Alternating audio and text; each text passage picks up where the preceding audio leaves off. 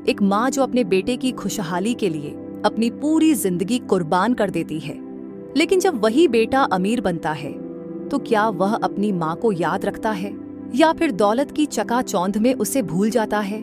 नमस्कार दोस्तों, आप देख रहे हैं दिव्या ज्ञान कहानियां, जहां हम आपके लिए लाते हैं दिल को छू लेने वाली प्रेरणादायक कहानियां। आज की कहानी है गरीब बूढ़ी माँ का अमीर बेटा। ये कहानी आपको सोचने पर मजबूर कर देगी कि असली सफलता क्या होती है। वीडियो को अंत तक जरूर देखें और अगर कहानी पसंद आए तो लाइक, शेयर और सब्सक्राइब करना न भूलें।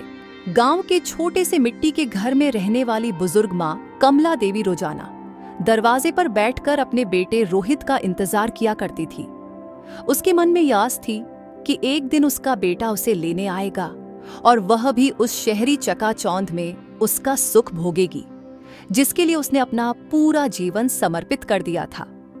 रोहित बचपन में बहुत होशियार था।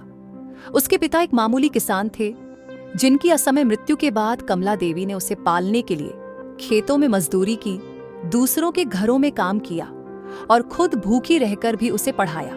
वह चाहती थी कि उसका बेटा कुछ बन जाए और अपनी गरीबी से बाहर निकल सके। बेटे का अमीर बनने का सफर। रोहित जब बड़ा हुआ तो उसकी मेहनत रंग लाई। उसने शहर जाकर पढ़ाई की और फिर एक बड़ी कंपनी में नौकरी पाई।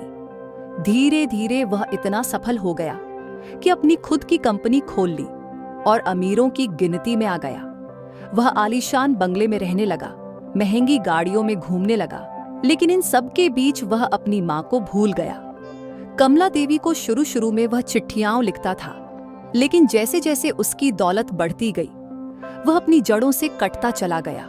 माँ की आंखें हर त्योहार पर बेटे की राह देखती, लेकिन रोहित न तो आता न ही चिट्ठी भेजता। गांव के लोग उसे ताने देते कि उसका बेटा बड़ा आदमी बन गया है और अब अपनी बूढ़ी माँ को भूल गया है। माँ की मजबूरी और बेटे का बेरुखी। एक दिन गांव में तेज बारिश और बाढ़ आ गई। कमला देवी का कच्चा घर पानी में बह गया। वह बेसहारा हो गई। उसके पास अब कोई सहारा नहीं थी, इसलिए वह हिम्मत जुटाकर अपने बेटे के पास शहर जाने का फैसला करती है। गांव वालों की मदद से वह शहर पहुंचती है और बड़ी मुश्किल से रोहित के बंगले का पता लगाकर वहां पहुंचती है। दरवाजे पर दस्तक देती है। दरवाजा खोलते ही नौकर उसे घूर कर देखता है और भीतर जाकर बताता है, साहब, कोई बूढ़ी औरत आपसे मिलने आई है।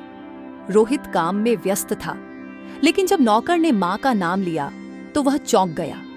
उसे झुंझलाहट हुई, क्योंकि वह नहीं चाहता था कि उसकी हाई फाई लाइफ में कोई पुरानी यादें आईं। फिर भी दिखावे के लिए वह बाहर आया। माँ को देखकर वह कुछ पल के लिए ठिठक गया। कमला देवी की आंखें भर आईं, लेकिन रोहित के चेहरे पर कोई भाव नहीं था। माँ, तुम यहां? उसने ठंडे स्वर में पूछा। बेटा, मेरा घर बह गया, अब मेरा कोई सहारा नहीं है, माँ ने कांपते हुए कहा। रोहित कुछ पल सोचता रहा, फिर बोला, माँ, यहां तुम्हारे लिए जगह नहीं है, लेकिन अगर तुम चाहो तो नौकरों के क्वार्टर में रह सकती हो। माँ के दिल पर जैसे हथौड़ा पड़ा। उसका अपना बेटा, जिसके लिए उसने अपनी जिंदगी समर्पित कर दी, आज उसे नौकरों के रहने वाली जगह पर रख रहा था, पर वह बेबस थी। माँ बनी नौकरानी। अब कमला देवी का पूरा दिन नौकरों के साथ बीतता था। जहां कभी वह इस घर की मालकिन थी, अब वही चार दीवारी उनके लिए पराई हो गई थी। उनके पहनावे में भी अंतर आ गया था। पुरानी घिसी पिटी साड़ी और पैरों में घिसी हुई चप्पलें उनकी नई पहचान बन गई थीं। जो हाथ कभी अपने बेटे को लाड़ प्यार से खाना खिलाते थे, अब उन्हीं हाथों में झूठे बर्तन धोने का काम सौंप दिया गया था। कमरे के कोने में उनका छोटा सा बिस्तर लगा दिया गया था, जहां वे अपनी जिंदगी के बचे खुचे दिन काट रही थीं। खाने के नाम पर उन्हें अक्सर बासी और बचा खुचा भोजन ही दिया जाता था, जिसे बाकी नौकर भी नापसंद करते थे। घर में उनकी कोई पूछ नहीं थी, कोई उनसे ढंग से बात तक नहीं करता था। बहू, जो एक बड़े घराने से आई थी, ने तो जैसे कमला देवी के लिए घर के दरवाजे ही बंद कर दिए थे। वह चाहती थी कि कमला देवी घर के भीतर न आए और केवल नौकरों के साथ ही रहें। कमला देवी ने कभी अपने बेटे रोहित से कोई शिकायत नहीं की। उन्होंने सोचा कि शायद वक्त के साथ सब ठीक हो जाएगा, लेकिन वक्त तो जैसे ठहर गया था। उनकी पीड़ा बढ़ती जा रही थी, पर उन्होंने कभी अपना दर्द किसी के सामने नहीं आने दिया। एक रहस्यमयी मेहमान। कुछ दिनों बाद रोहित के घर एक बेहद अमीर और प्रतिष्ठित बुजुर्ग व्यक्ति आए। वे किसी आम व्यक्ति नहीं बल्कि एक सफल उद्योगपति थे, जिनका पूरे व्यापारिक जगत में बहुत सम्मान था। वे रोहित की कंपनी से साझेदारी करना चाहते थे, लेकिन इससे पहले वे रोहित और उसके परिवार को करीब से जानना चाहते थे। बैठक के दौरान उन्होंने रोहित से कहा, बेटा, व्यापार में पैसा महत्वपूर्ण है, लेकिन रिश्ते उससे भी ज्यादा मायने रखते हैं।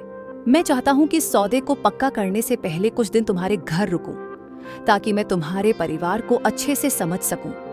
रोहित यह सुनकर बेहद प्रसन्न हुआ। एक प्रतिष्ठित उद्योगपति का उनके घर आना उनके व्यापार के लिए सुनहरा अवसर था। उन्होंने तुरंत अपने आलीशान बंगले में उनके ठहरने की व्यवस्था कर दी। लेकिन तभी वह बुजुर्ग व्यक्ति एक अनोखी शर्त रखते हैं। मैं किसी नौकर के हाथ का बना हुआ खाना नहीं खाऊंगा। मैं चाहता हूं कि इस घर का सबसे वरिष्ठ सदस्य मेरे लिए भोजन बनाए। यह सुनते ही रोहित और उसकी पत्नी के चेहरे की रंगत उड़ गई। वे नहीं चाहते थे कि कमला देवी सामने आए, लेकिन इस बड़े सौदे को खोना भी नहीं चाहते थे। एक ओर व्यापार का सपना था और दूसरी ओर अपनी मां की उपेक्षित सच्चाई। आखिरकार मजबूरी में उन्होंने मां को बुलाया। वर्षों बाद पहली बार रोहित की आवाज में मां के लिए एक अनुरोध था। मां, हमारे घर एक खास मेहमान आए हैं, क्या तुम उनके लिए खाना बना दोगी? कमला देवी ने बिना कुछ पूछे सिर हिलाया और चुपचाप रसोई की ओर बढ़ गईं।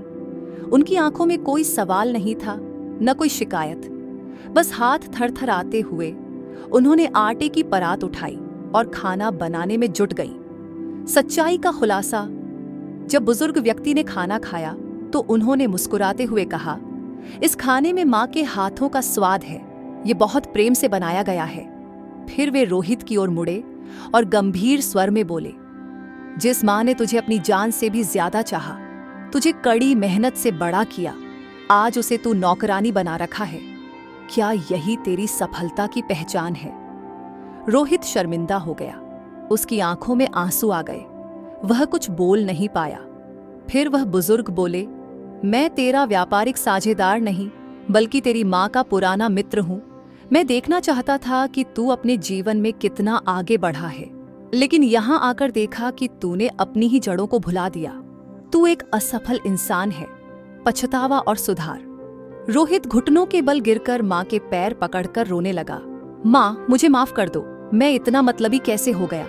मां ने उसके सिर पर हाथ रखा और कहा, बेटा, जब तक माता पिता जीवित हैं तब तक उन्हें प्यार और सम्मान देना ही असली सफलता होती है।